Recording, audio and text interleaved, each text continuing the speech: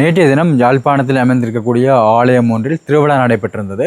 அப்போ அந்த திருவிழாவில் பங்கு பெற்றுள்ள அதிகளவான பக்தர்களுக்கு கண்களில் பாதிப்பு ஏற்பட்டிருக்கிறதாக சொல்லப்பட்டு அவர்கள் வைத்தியசாலையில் அனுமதிக்கப்பட்டு தற்சமயம் வரை சிகிச்சை பெற்று வருகிறார்கள்.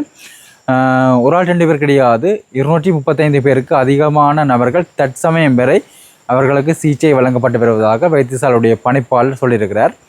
இது ஒரு சாதாரணமாக நாங்கள் கடந்து செல்லக்கூடிய மாதிரியான ஒரு விடயம் கிடையாது. ஏனென்று சொன்னால் இப்போ இந்த விடயம் தொடர்பாக வைத்தியசாலையுடைய பணிப்பாளர், அரசாங்க அதிபர், சுகாதாரத்துறை அப்படி என்று சொல்லி அனைவருமே ஒருங்கிணைந்து மக்களுக்கு விழிப்புணர்வு ஊட்ட வேண்டும். என்னுடைய அவர்கள் விரைவாக தங்களுடைய நோய் நிமித்தம் காரணமாக சிகிச்சைகள் மேற்கொள்ளப்பட வேண்டும் என்று சொல்லி விரைந்து செயற்பட்டு கொண்டிருக்கிறார்கள்.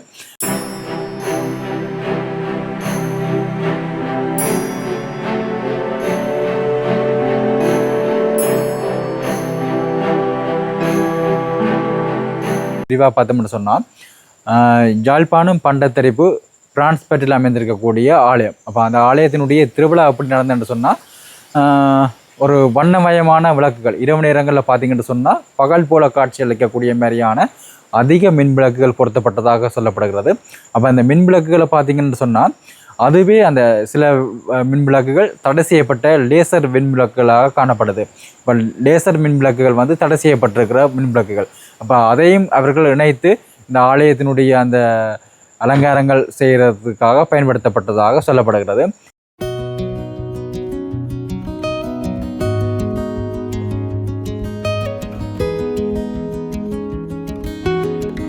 அதை விட முக்கியமானது அந்த ஆலய உற்சவத்தின் போது வெடிகள், அதிகளவிலான வெடிகள் கொளுத்தப்பட்டதாக சொல்லப்படுகிறது.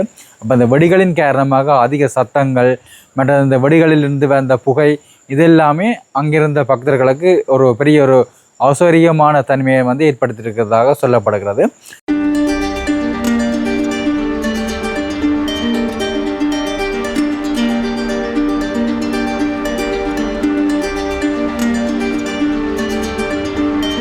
அதில் பங்கு பெற்றின அதிகமான நபர்கள் அந்த சமயத்தில் கூட என்ன சொல்கிறது, அதிகமான சத்தத்தோட வெடி கொளுத்தப்படுகிறது, புகை வருகிறது அப்படின்னு சொல்லி வரும்போது அது அவர்களுக்கு பெரிய பாதிப்பை ஏற்படுத்தியிருந்தது.